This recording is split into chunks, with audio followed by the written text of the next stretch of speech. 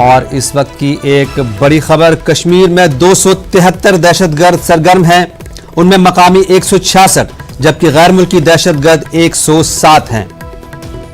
लश्कर तैयबा के 112 और हिजबुल मुजाहिदीन के 100 दहशतगर्द वादी में सरगर्म हैं। उसके अलावा जैश मोहम्मद के 58 दहशतगर्द भी वादी में सरगर्म हैं। ये खबर ज़राए के हवाले से आई है। कश्मीर में 273 दहशतगर्द इस वक्त सरगर्म हैं, जिनमें मकामी 166 हैं जबकि गैर मुल्की दहशतगर्द 107 बताए जाते हैं। लश्कर तैयबा के 112, हिजबुल मुजाहिदीन के 100 और जैश मोहम्मद के 58 दहशतगर्द कश्मीर में इस वक्त सरगर्म हैं।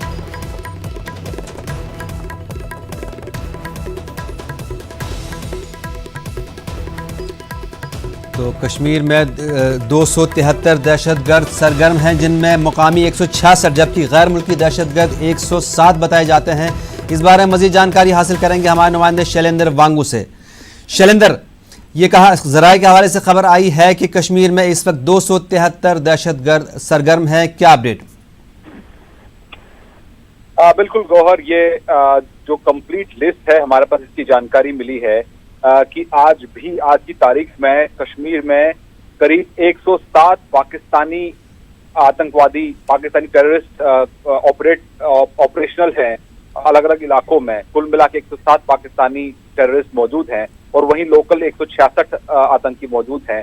तो इससे ये पता चलता है कि किस तरह से पाकिस्तान आज भी एक तरफ जहां इमरान खान कह रहे हैं कि हम आतंकवाद को बढ़ावा नहीं देते हैं और उन्होंने कहा है कि हम ठोस कार्रवाई करेंगे और FATF की कार्रवाई से बचने के लिए वो तमाम तरह के कदम उठाने का बहाना बना रहे हैं, लेकिन हकीकत यह है कि आज भी करीब 107 पाकिस्तानी टेररिस्ट मौजूद है कश्मीर में। अगर हम ब्रेकअप की बात करें तो हिजबुल मुजाहिदीन के 100 टेररिस्ट हैं, लश्कर के 112 और जैश मोहम्मद के 58। तो कुल मिला के कहा जा सकता है कि आतंकवाद को लेकर जो पाकिस्तान का रवैया है उसमें कोई बदलाव नहीं है, उसमें कोई तब्दीली नहीं है। लगातार आतंकवाद को बढ़ावा दिया जा रहा है, घुसपैठ कराई जा रही है। हमने ये देखा है जब से एयर स्ट्राइक के बाद जो बालाकोट इलाका था जहां पर बड़ी संख्या में आतंकियों को मार गिराया गया था, वो जो बालाकोट का इलाका है वहां जो ट्रेनिंग कैंप है वो एक बार फिर से एक्टिवेट हो चुके हैं। तो ऐसे में कहा जा सकता है कि पाकिस्तान अपने नापाक इरादों से बाज नहीं आ रहा है और आज भी लगातार आतंकवाद को बढ़ावा दे रहा है। बिल्कुल, बहुत शुक्रिया शैलेंद्र वांगू। तो कश्मीर में 273 दहशतगर्द इस वक्त सरगर्म हैं, उनमें मकामी 166 जबकि गैर मुल्की दहशतगर्द 107 बताए जाते हैं। लश्कर तैयबा के 112, हिजबुल मुजाहिदीन के 100 जबकि जैश मोहम्मद के 58 दहशतगर्द इस वक्त कश्मीर में सरगर्म हैं।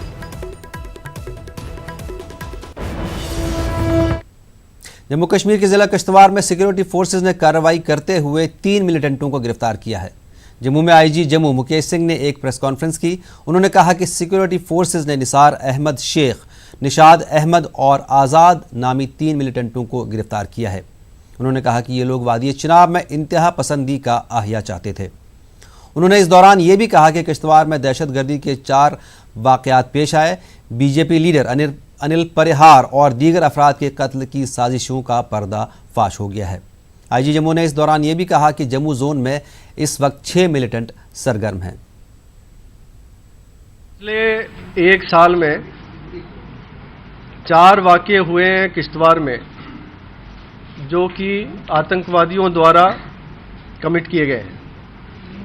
इनमें एक अनिल परिहार की किलिंग है जो BJP के एक सीनियर लीडर थे। उसके बाद डिप्टी कमिश्नर किश्तवाड़ के PSO की वेपन स्नैचिंग हुई। उसके बाद चंद्रकांत शर्मा और उसके PSO की किलिंग हुई और अभी एक PDP लीडर के PSO की वेपन स्नैच हुई। इन चारों इंसिडेंट्स में इसकी शुरू में कॉन्स्पिरेसी हुई थी 2017-18 में, जिसमें कि एक प्लान बनाया गया था कि चेनाब वैली में मिलिटेंसी को रिवाइव करना है। इस प्लान का ओरिजिनेटर जिसने इस प्लान को बनाया था वो जहांगीर सरूरी था, जो बहुत पुराना एक एक्टिव टेररिस्ट है। इसने निसार अहमद शेख, उसामा और दूसरे अन्य लोगों से मिलके एक कॉन्स्पिरेसी बनाई कि ये हिजबुल मुजाहिदीन को चिनाब वैली में रिवाइव करना है। इस कॉन्स्पिरेसी के तहत इन्होंने सबसे पहला एक्शन जो प्लान किया वो था अनिल परिहार जो बीजेपी लीडर है उनकी किलिंग का। इस पूरी प्रक्रिया में आर्मी, सीआरपीएफ, एनआईए की तरफ से बहुत बड़ा योगदान रहा है।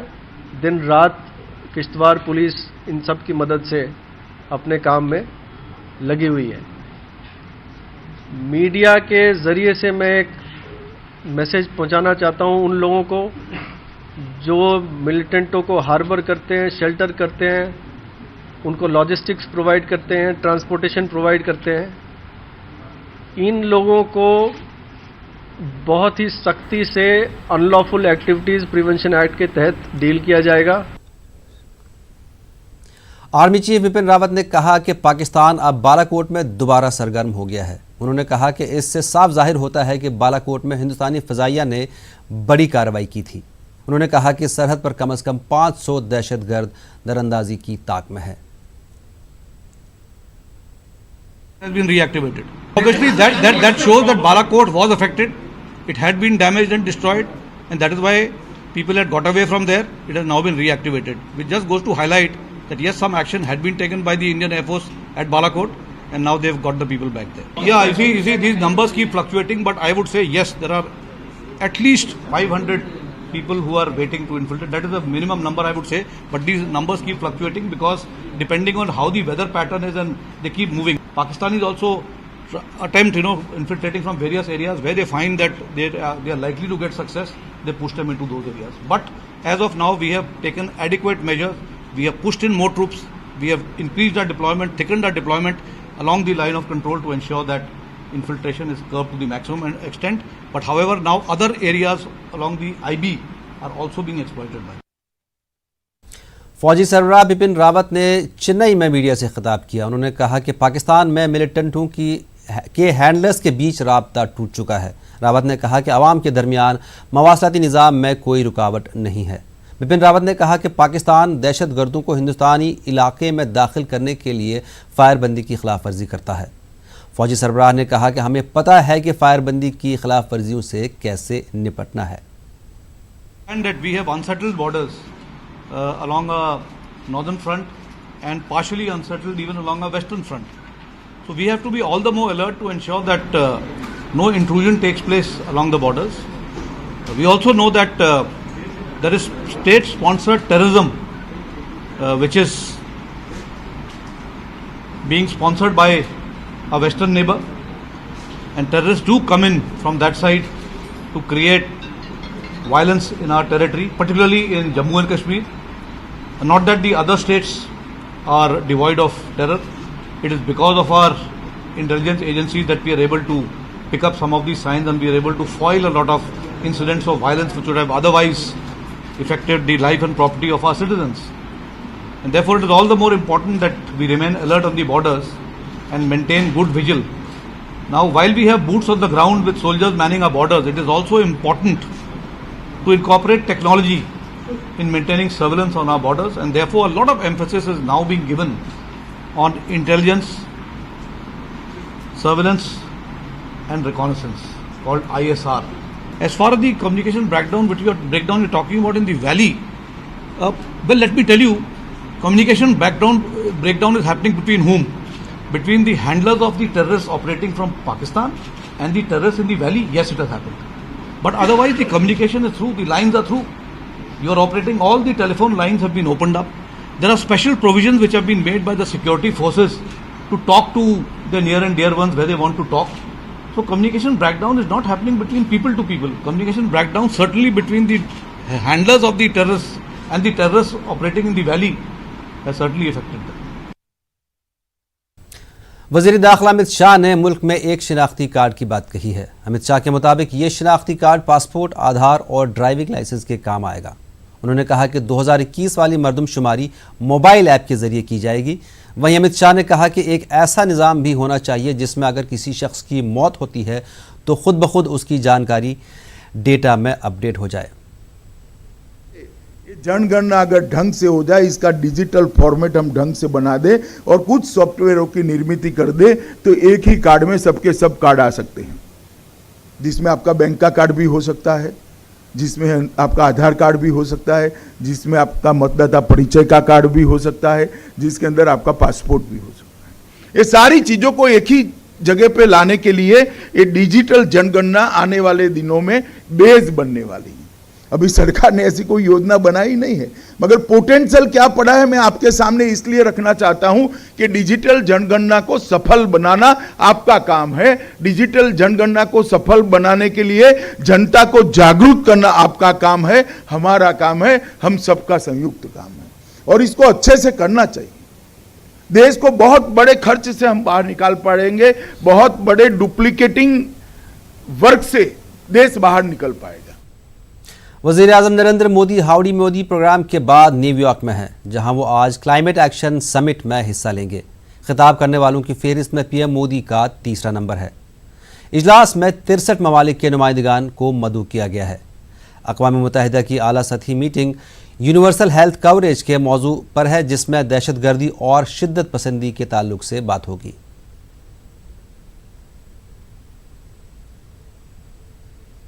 अमरीकी सदर डोनाल्ड ट्रंप ने कहा कि अमेरिका और हिंदुस्तान अपने शहरियों की हिफाजत करना जानते हैं। उन्होंने कहा कि हम अपनी सरहदों की हिफाजत के लिए हर मुमकिन इक़दाम कर रहे हैं। ट्रंप ने कहा कि शिद्दत पसंद इस्लामी दहशतगर्दी के ख़तरे से बेगुनाह शहरियों की हिफाजत करने के लिए हम वादाबंद हैं। Stand proudly in defense of liberty, and we are committed to protecting innocent civilians from the threat of radical Islamic terrorism.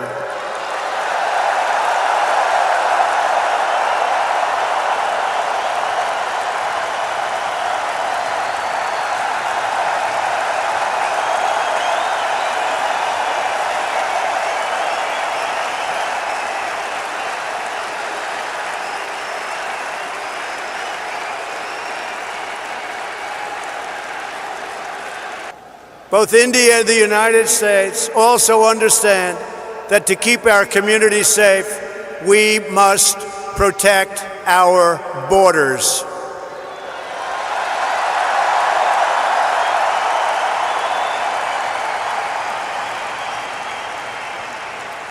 Since taking office, my administration has launched a far-reaching effort to improve screening and vetting of applications for entry. We are working hard to ensure that those who would threaten our security are denied admission into our country, and we are enhancing our vetting efforts like never before, not even close. We're doing it on a daily basis, and we'll soon be setting records in every one of the aspects of border security. Border security is vital to the United States. Border security is vital to India. We understand that.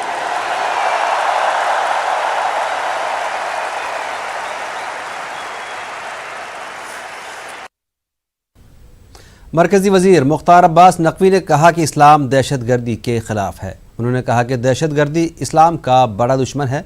उन्होंने ये बात Donald Trump के उस बयान पर कही जिसमें Trump ने इस्लामी दहशतगर्दी के ख़िलाफ़ बात की थी। मुख्तार अब्बास नकवी से हमारे नुमाइंदे विनीत ने बात की।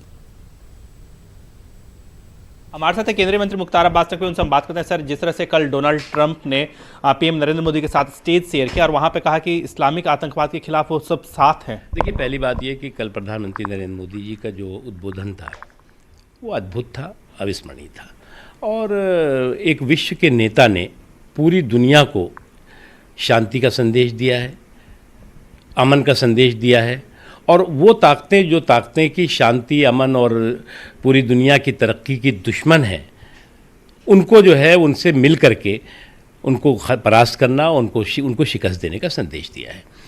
जहाँ तक सवाल है आतंकवाद का, देखिए इस्लाम और आतंकवाद एक दूसरे के बिल्कुल विपरीत है और आतंकवाद इंसानियत का जितना बड़ा दुश्मन है उससे ज़्यादा बड़ा दुश्मन इस्लाम का है। कुछ लोग इस्लाम को सुरक्षा कवच बना करके और आतंकवाद की शैतानी हरकतें कर रहे हैं, वो न केवल इंसानियत के दुश्मन है बल्कि इस्लाम के नंबर 1 दुश्मन है।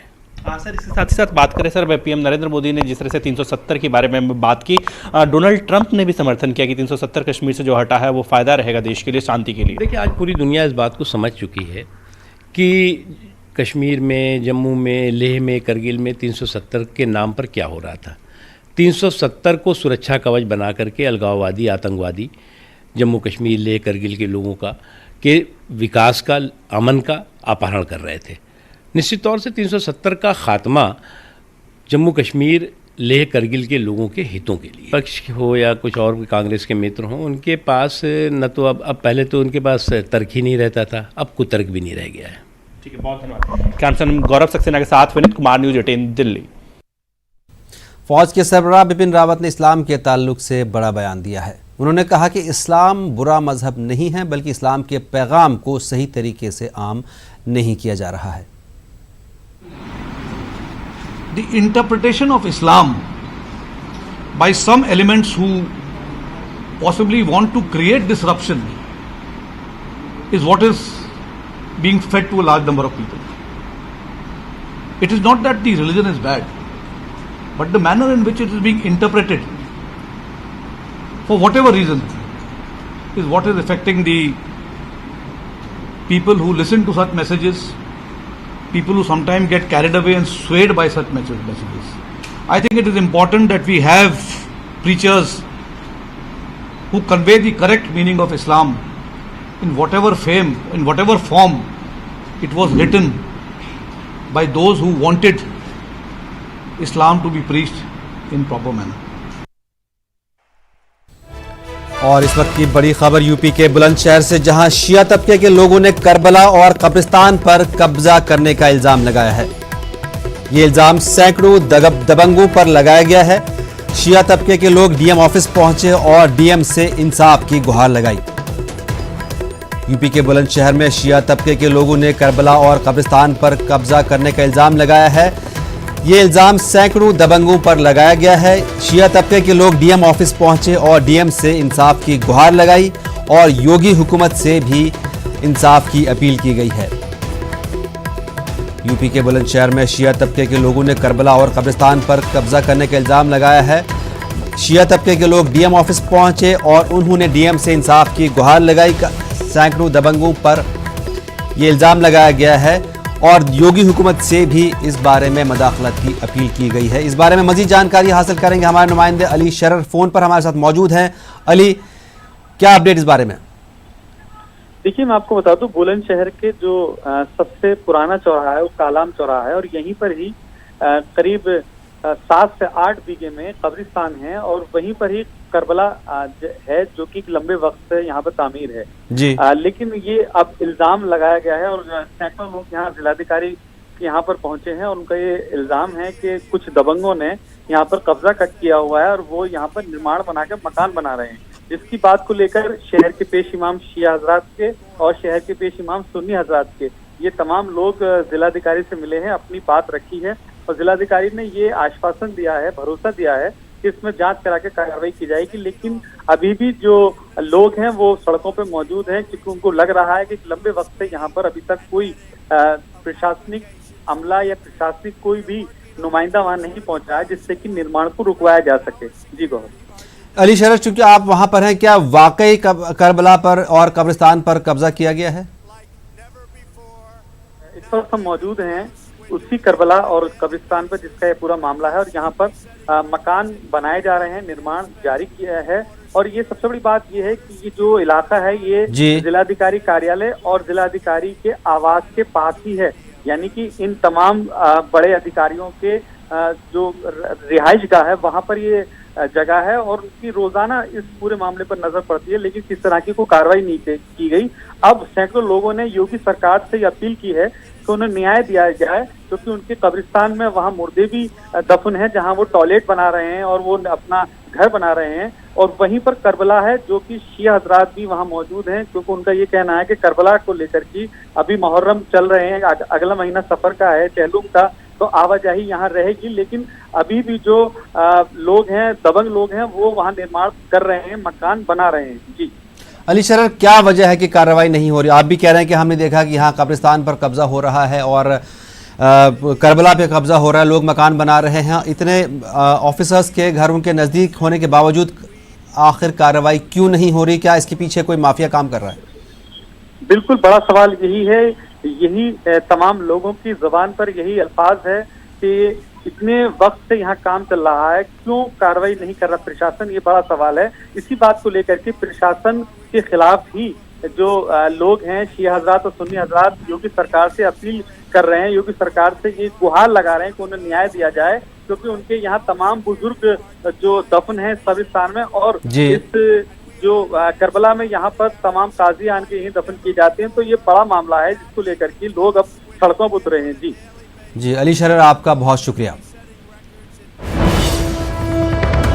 और शुरुआत करते हैं इस वक्त की बड़ी खबर से। ब्रेक के बाद महाराष्ट्र में कांग्रेस एनसीपी इत्तेहाद मुश्तरका मंशूर जारी करेगा, ये कांग्रेस एनसीपी की मीटिंग में फैसला लिया गया है।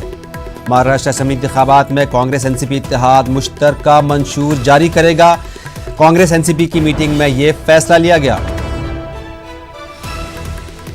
कांग्रेस एनसीपी इत्तेहाद मुश्तरका मंशूर जारी करेगा। इस बारे में मजीद जानकारी फराहम करेंगे हमारे नुमाइंदे अमित राय, हमारे साथ लाइन पर मौजूद हैं। अमित राय, देखिए, पिछले कुछ घंटों से जो है कांग्रेस एनसीपी और उनके जो मित्र पक्ष हैं उनकी लगातार बैठक चल रही थी।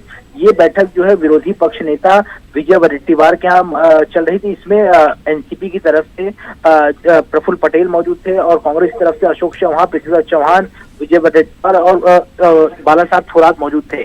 इन सभी लोगों ने ये निर्णय लिया है कि जब हम मित्र पक्ष एक साथ चुनाव लड़ रहे हैं यहाँ पर, तो हम सबका जो मैनिफेस्टो होना चाहिए वो एक जैसा होना चाहिए, न कि अब अलग अलग पार्टी जो है अपना अलग अलग मैनिफेस्टो जारी करे।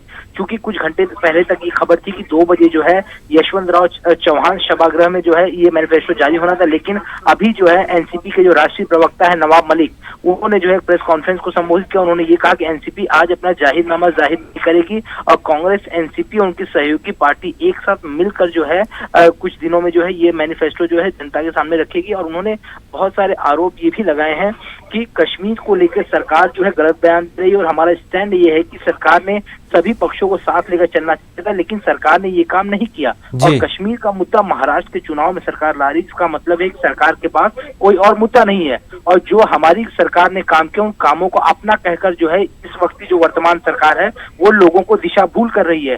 बेरोजगारी के सवाल पर सरकार के पास कोई जवाब नहीं है। बेरोजगारी का संकट जो है देश के सामने जो है बड़ा हुआ है और सरकार अपनी वाहवाही कर रही है। ऐसे कई सारे आरोप जो है अभी नवाब मलिक ने लगाए और उन्होंने साफ तौर पर कह दिया कि एनसीपी आज अपना मैनिफेस्टो जारी नहीं करेगी। कांग्रेस, एनसीपी और उनके जो मित्र पक्ष हैं, यानी समाजवादी पार्टी साथ में है, राजू शेट्टी की पार्टी, स्वाभिमान शेतकरी संगठन वो साथ में है, ये सारे लोग मिलकर एक साथ जो है अपना मैनिफेस्टो जारी करेंगे। बहुत शुक्रिया अमित राय। और इस वक्त की एक बुरी खबर, दिलदोज खबर आसाम से, जहां दिमू में एक सड़क हादसे में 10 अफराद हलाक और कई जख्मी हो गए हैं। ये वाक़या सिब सागर ज़िले के दिमू इलाके का है, जहां पर एक बस और टेम्पो के बीच टक्कर हुई जिसमें 10 अफराद हलाक और दीगर कई जख्मी हुए। जख्मियों को अस्पताल में दाखिल करा दिया गया है।